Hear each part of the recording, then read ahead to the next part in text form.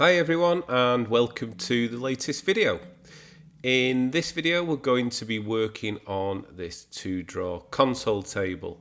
As you can see, it's in really good condition. It's just that a customer that I've done previous jobs for would like it refinishing to match those other pieces that I've done for him. So this is not so much a restoration but a complete refinish in the previous styles that I've done for him. Those other videos are on my channel and I'll leave a link at the end of the video. So stay tuned, grab yourself a cup of tea or coffee, relax and enjoy the video. Hi, I'm David and I restore, restyle and refinish old and loved furniture. I use a variety of methods and techniques to bring this forgotten furniture back to life. Welcome to my channel.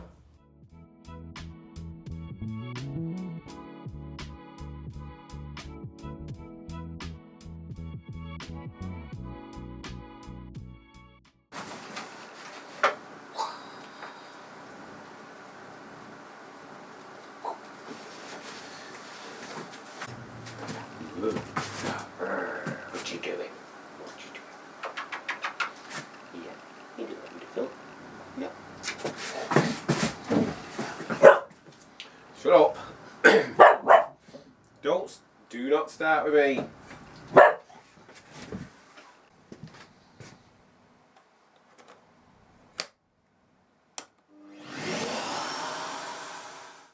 Decided to treat myself to a new vacuum cleaner for the workshop.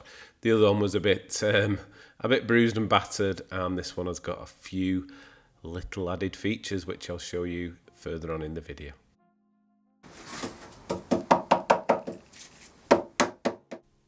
Top tip for you: when your paint stripping brush is solid because the old paint strip has dried on it, don't throw it away, just simply dip it in the new paint stripper and it'll soften right up again and you can use it time and time again. So top tip from me.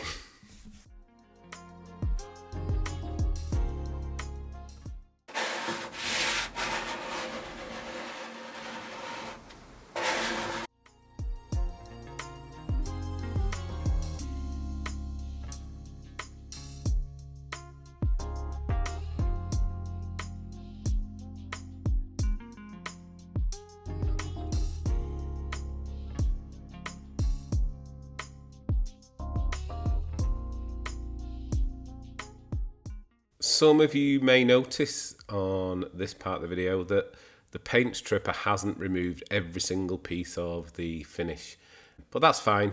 We can remove the residual with the sanding. The best feature on my new shop vac is the auto on and off. Simply plug your sander into it, plug the hose into the back of your sander, and once you turn your sander on, it comes on. When you turn it off, it goes off.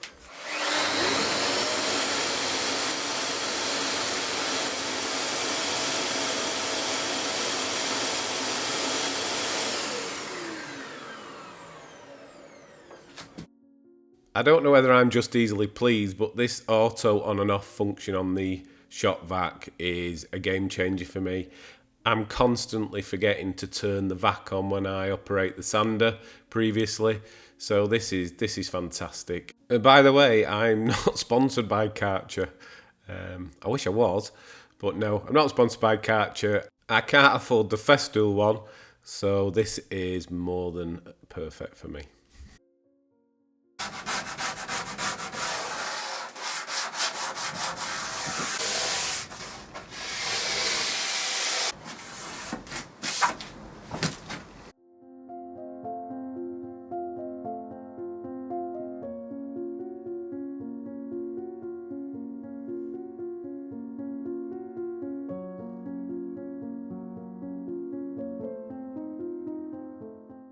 The Delta head on my Festool sander is absolutely perfect for these little intricate bits, and use that and just finish it off with a bit of hand sanding.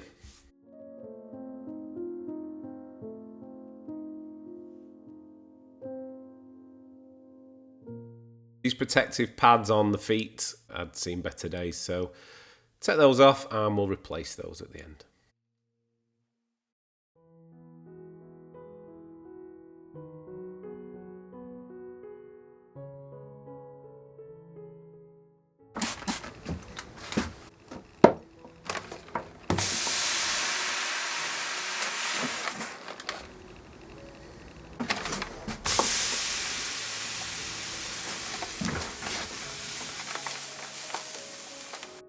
I got most of the smaller scratches out by sanding, but found this bit of a dint in it, so tried to lift that with some steam and a wet cloth.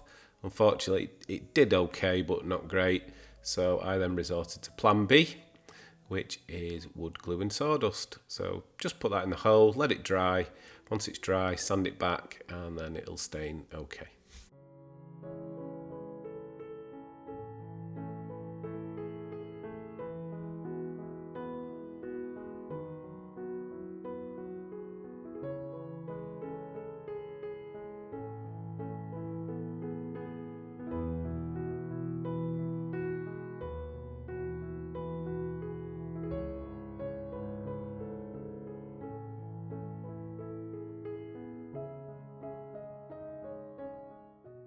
The last time I talk about my shop vac, I promise.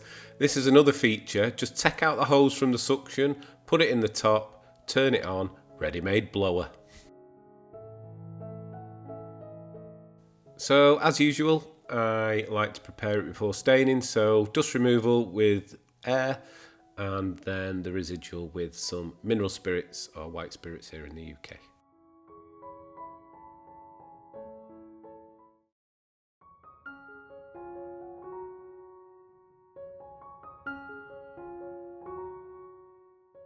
The design of this piece is a two-tone stain, and all I'm doing is picking out some of the smaller details with the ebony stain, and then we will do the rest with a different stain, which you'll see in a second. So I'm using the Morel stain, the alcohol-based penetrating stain, which I tend to use pretty much 100% of the time, really. I find I get good results with this, so just a case of taking my time and trying to get the details right. What you may see there's a bit of bleed of the black onto the top, and I don't want that, but I'll show you how I resolve that in a second.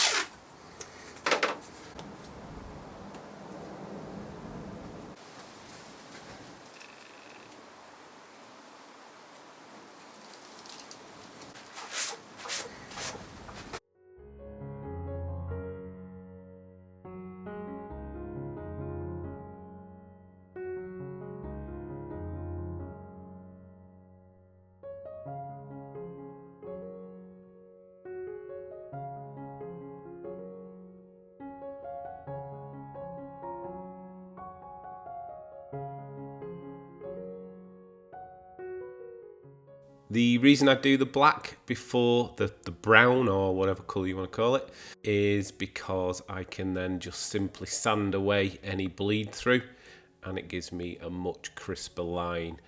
It's a lot more forgiving doing it this way.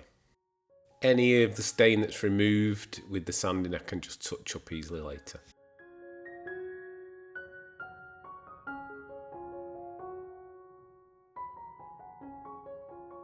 As you can see here, it's a lot easier to put the brown stain on the flat surface, and if I do sort of encroach on the black, it will just wipe away and it's a lot less noticeable.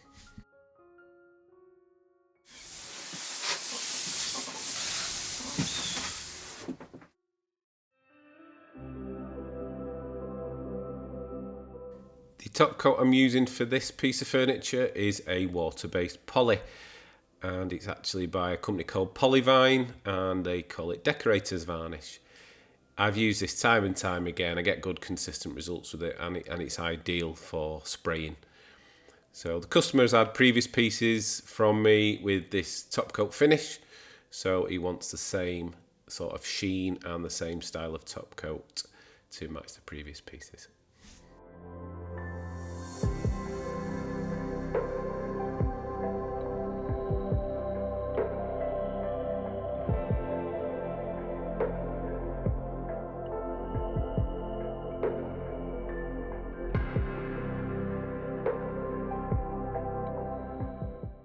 If you've watched my previous videos, you'll know that I like to spray my top coat if I can, just to give that lovely smooth finish.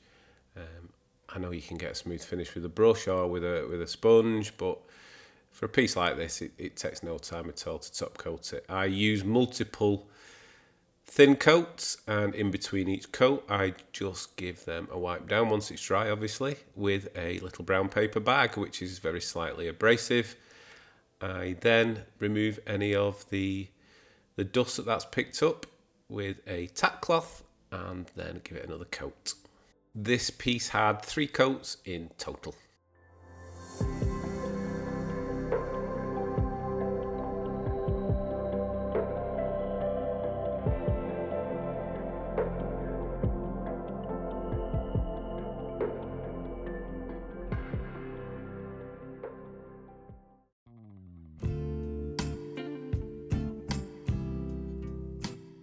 The original handles were like an antique brass finish. They weren't actual real brass, and the customer wanted to keep them, but we both agreed that they would look far better with the overall design if they were black.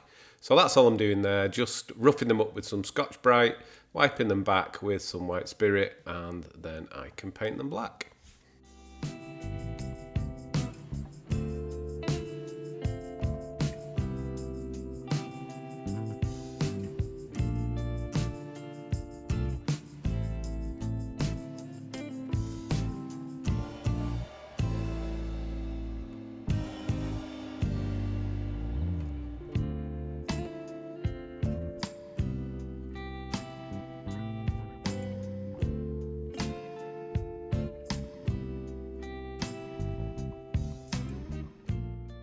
The final part of my process is if it's got drawers, then they are going to get waxed or they're going to get fed with something.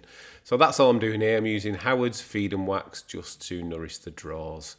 And once that's done, we're pretty much there. So I'd just like to thank you all very much for watching, for all your continued support, and please leave me a comment and don't forget to like, share, and if you haven't already, please consider subscribing. It really helps my channel grow.